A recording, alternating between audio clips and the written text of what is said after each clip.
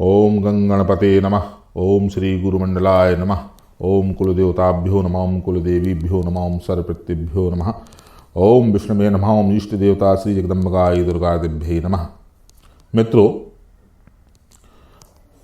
भगवान श्री कृष्ण ने धर्मराज युधिष्ठिर को एकादशी पूजन विधान और महत्व के बारे में ज्ञान प्रदान किया था।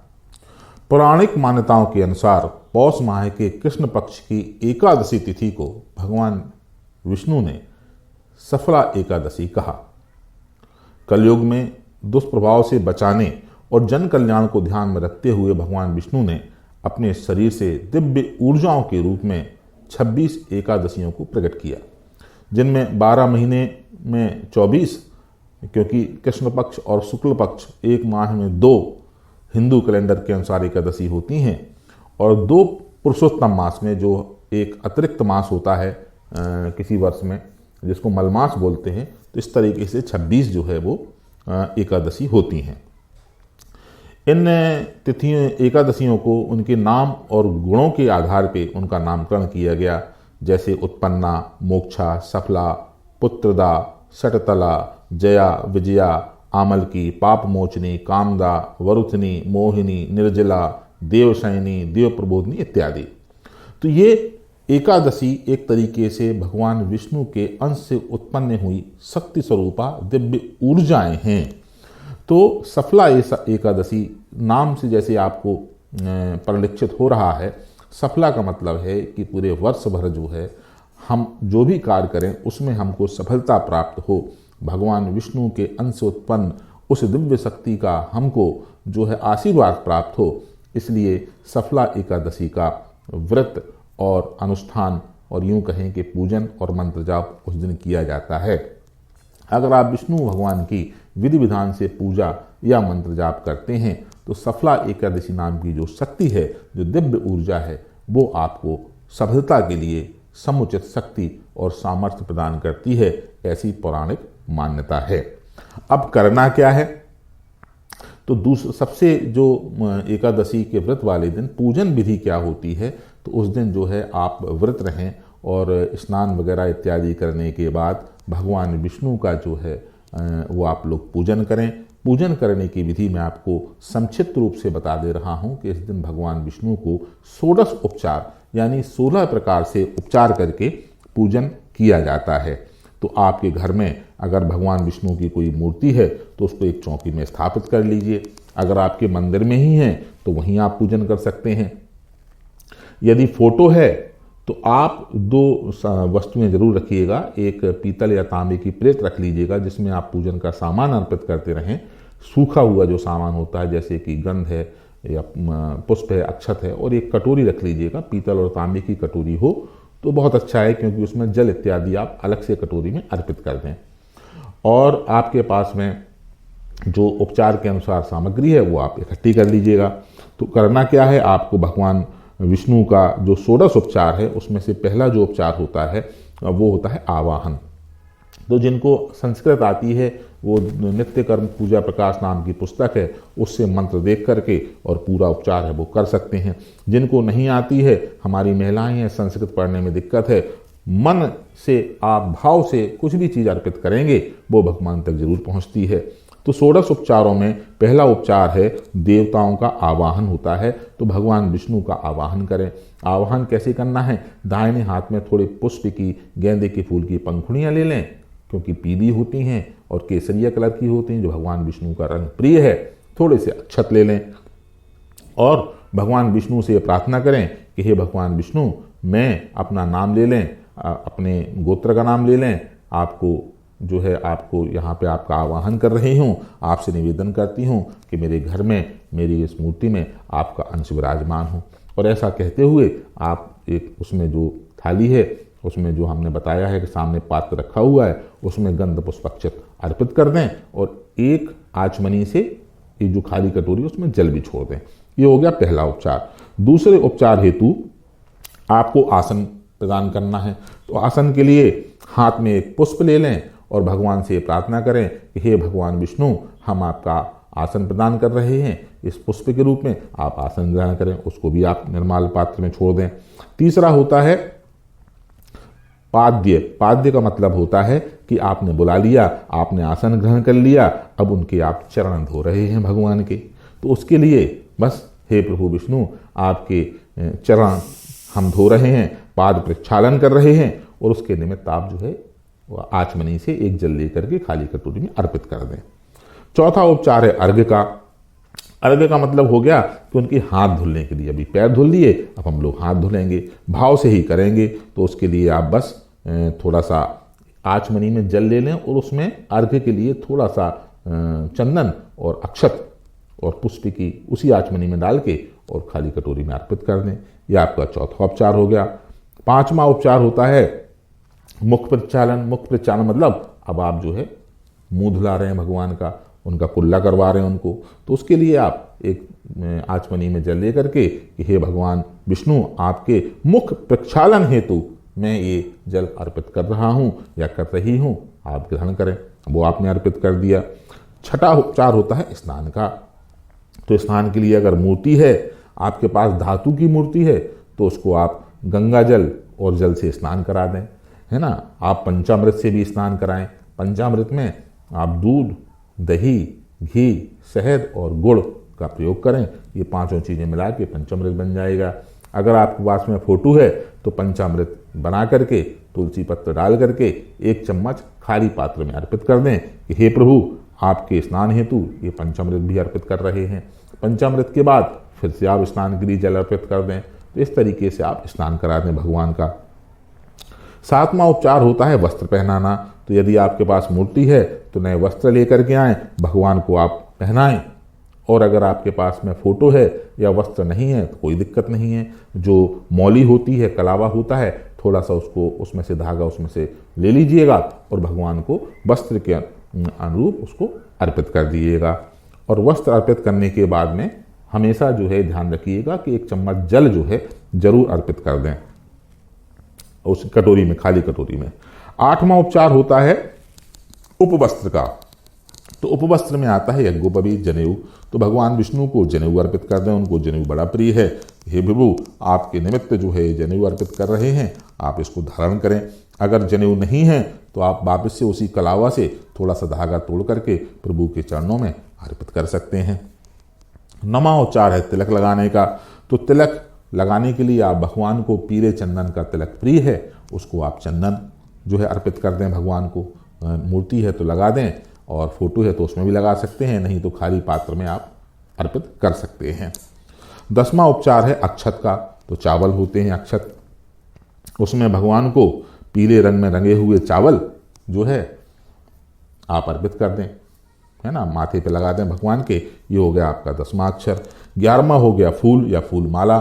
तो आपके पास में फूल है, फूल माला है, पीले पुष्प भगवान को प्रिय हैं, तो इस दिन जो है आप भगवान को पीले पुष्प अर्पित कर दें। 12वां उपचार होता है धूप दर्शन का। तो आपने धूप बत्ती, अगरबत्ती जो भी आपके पास में है वो आप उसको, उसका जो धूम्र है, उसका जो धुआं है, उसकी जो सुगंध है, हाथ से ये सारे से भगवान को अर्पित कर दें, उनको धूप दिखा दें। 13वां उपचार होता है दीप का। तो दीपक जो आपने पहले से प्रज्वलित करके रखा हुआ है गाय के घी का या तिल के तेल का, कोशिश करें कि गाय के घी का दीपक इस दिन जला लें और भगवान को ये सारे से ही हाथ से अर्पित कर दें। 14वां उपचार है मिठाई का, नैवेद्य का। तो भगवान को जो भी मिष्ठान प्रिय है वो उसका आप प्रसाद लगा दें। कोशिश करें कि इस सफला एकादशी वाले दिन आप गाय के दूध और घी से बना हुआ घर में ही बनाएं, बाहर से ना लाएं। कुछ नहीं है तो खीरी बना लें, है ना, और भगवान को अर्पित कर दें, है ना। शुद्ध सात्विक घर का बनाया हुआ जो भी आपके पास मिठाई है उसको भगवान का भोग लगा दें। अर्पित करने के बाद 3 बार जल छोड़ दें कि आपको ये पीने के लिए, ये आपके हाथ धोने के लिए, या आपके मुंह के पहुँचने के लिए 3 बार जल अर्पित कर दें बस। 15वां जो उपचार होता है वो होता है तांबुल, यानी कि पान सुपाड़ी। तो भगवान को एक पान लें, उसमें सुपाड़ी, 2 लौंग, 1 इलायची और रख करके भगवान को अर्पित कर दें, तांबुल फल। ठीक है, ये हो गया। 16वां उपचार होता है दक्षिणा का। तो दक्षिणा जो है वो आप भगवान को अपने जो भी आपके श्रद्धानुसार, है ना, आप दक्षिणा जो है वो भगवान को अर्पित कर सकते हैं। और वो बाद में दक्षिणा आप किसी मंदिर में किसी ब्राह्मण को या वैदिक ऊर्जा को देना चाहें तो आप संपर्क करके हमको भी पहुंचा सकते हैं, हमारी संस्था को भी पहुंचा सकते हैं, या कहीं भी दे सकते हैं, इसमें कोई ऐसा नहीं है। लेकिन कुछ ना कुछ जो भी आपकी श्रद्धा हो आप भगवान को अर्पित कर दें, नमस्कार कर लें और जो है वो प्रणाम करके भगवान को क्षमा याचना मांगें कि हे प्रभु, आपके निमित्त हमने जो है ये पूजा किया है, अगर हमसे कोई गलती हो गई हो तो अपना बच्चा समझ के, अपना पुत्र पुत्री समझ करके हमको क्षमा करें और हमारे ऊपर आपकी कृपा बनी रहे। तो देखिए, बहुत ही साधारण तरीके से हिंदी में भावपूर्वक हमने पूजा कर ली। अब इसके बाद क्या कर सकते हैं? इसके बाद जिनको विष्णु पुराण आता है, विष्णु सहस्त्रनाम आता है संस्कृत में, वो विष्णु सहस्त्रनाम का पाठ कर सकते हैं, या पुरुष सूक्त का 11 पुरुष सूक्त का अगर पाठ कर रहे हैं तो कम से कम 11 करें। वो भी नहीं आता है तो कम से कम आप 11 माला, 3 माला, जो भी है, 1 माला आप भगवान विष्णु को इस जो है मंत्र से आप जाप करें, ओम नमो भगवते वासुदेवाय। बस ओम नमो भगवते वासुदेवाय, इस मंत्र का 11 माला आप जाप करें। और अच्छा रहेगा कि आपने 11 माला जाप किया और 1 माला से भगवान विष्णु के लिए हवन भी कर दिया। हवन विधि इस चैनल पे उपलब्ध है, आप देख लीजिएगा, उसकी विधि को देख करके आप हवन भी कर सकते हैं। ठीक है, तो इस तरीके से आपका सफला एकादशी का जो पूजन है वो बिना किसी समस्या के आपका संपन्न हो जाएगा। अब कथा क्या है एकादशी की, महत्व का वर्णन क्या है, तो वो भी मैं आपको सुना देता हूँ कि पद्म पुराण में जो कथा है वह भगवान श्री कृष्ण ने धर्मराज को सुनाई थी, युधिष्ठिर को। और क्या कथा थी वो आपको मैं सुना रहा हूँ कि चंपावती नगरी के राजा माहिष्मत के 5 पुत्र थे। उनमें से जो सबसे बड़े पुत्र थे उनकी कथा सबसे ज़्यादा प्रचलित है। और वो कथा क्या है कि राजा माहिष्मति का जो बड़े पुत्र थे वो जो है बड़े ही हमेशा पाप कार्यों में राक्षस प्रवृत्ति का उनका पुत्र था, जो कि हमेशा बहुत ही निंदनीय और घृणित कार्यों में रहता था। अपने पुत्र को ऐसे पापाचारी देखकर राजा माहिष्मति ने उसका नाम लुम्भक रख दिया और उसे अपने राज्य से बाहर निकाल दिया कि ऐसा पुत्र हमको नहीं चाहिए, इसको घर से बाहर निकालो, मांस खाता है, मदरा पीता है, लोगों को परेशान करता है, इसको बाहर निकाल दो। बाहर निकाल दिया गया और वह पाप बुद्धि वाला लुम्भक जो है वो जंगल में रहने लगा और वहाँ पे जाकर के पशुओं को मारता था, पक्षियों का शिकार करता था, मांस खाता था और फल खाता था। और इस तरीके से वो जो है एक अपनी झोपड़ी बना करके पीपल के वृक्ष के पास वो वहाँ पे रहने लगा। अब भाग्य की बात या कहें या प्रभु की लीला कहें कि उस एक दिन जो है पौष माह के कृष्ण पक्ष की 10वीं के दिन, मतलब एकादशी के एक दिन पहले, ठंड बहुत थी क्योंकि पौष के माहों में इस समय भी ठंड पड़ रही है, ठंड बहुत पड़ती है। तो वो ठंड के कारण जो है उसको जो है वो बीमार सा पड़ गया, एकदम निष्प्राण सा हो गया, ठंड के कारण ठिठुर गया। और अगले दिन जो है वो सुबह, और वो उस दिन ना उसने शिकार किया ना कुछ खाया। अब अगले दिन जो है वो सफला एकादशी थी। तो जब दोपहर में सूर्यदेव निकले तो उनकी गर्मी से उसको होश आया। जब होश आया तो उसको भूख से बेचारा क्या कहें, उसको भूख से दुर्बल हो गया था, कमज़ोर लग रहा था क्योंकि खाया नहीं था 24 घंटे से कुछ उसने। तो उसने फलवल, शिकार करने से क्या रहे, कमज़ोर आदमी क्या शिकार करेगा, खुद ही शिकार हो जाएगा अगर किसी जानवर को शिकार करने जाएगा तो महाराज। तो उसने जो है वो फलवल थे वहाँ से इकट्ठे किए।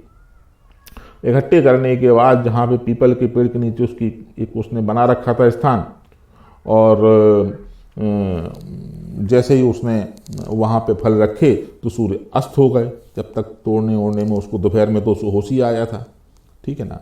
अब जब फल वगैरह बेचारा नहीं खा पाया, शाम को समय हो गया, तो उसने बस पीपल के वृक्ष की जड़ में फलों को रखकर निवेदन करते हुए कहा, इन फलों से लक्ष्मीपति भगवान विष्णु संतुष्ट हों। ऐसा उसने खाली एक लाइन बोल दिया, बस उसके व्रत का पालन हो गया। और अनायास ही, मतलब जो है अचानक से लुम्भक के इस व्रत का पालन हो गया। और इस व्रत को करने से, केवल इतना करने से उसको जो है बड़ा दिव्य रूप मिल गया, उसको सद्बुद्धि भगवान ने प्रदान की। और उसके बाद जो है उसको वापस वो आया अपने पिताजी के पास और उसका राज्याभिषेक हुआ, उसको पुत्र आदि प्राप्त हुए, तो भगवान श्री कृष्ण कहते हैं कि राजन, जो सफला एकादशी व्रत करता है वह इस संसार के सभी ऐश्वर्यों का स्वामित्व प्राप्त करता है। तो अब स्वामित्व प्राप्त करता है या नहीं करता है ये तो नहीं है, कर्म के आधार पे ही है। कर्मण्ये वादकारस्ते मां फलेषु कदाचन, ये भगवान कृष्ण ने स्वयं कहा था। लेकिन उन कर्मों को करने के लिए आपको शक्ति और जो सकारात्मक ऊर्जा है और जो एक आत्मविश्वास है उसकी चेतना ये सब हिंदू परंपरा में व्रत और त्यौहार पूजन करने से जरूर होती है। मेरी आप सबको सफला एकादशी को आपकी सफल हो ऐसी मैं भगवान विष्णु से और अपनी इष्ट माँ जगदम्बा से ऐसी मैं प्रार्थना करता हूँ। और इस तरीके से मैंने आपको सफला एकादशी के व्रत के बारे में बताया, जो कि इस बार 7 जनवरी को आ रही है। तो आप लोग तैयारी करें और इस व्रत को और इस पूजा को जरूर अपने अपने घरों में करें। आप सबका जीवन शुभ हो। धन्यवाद।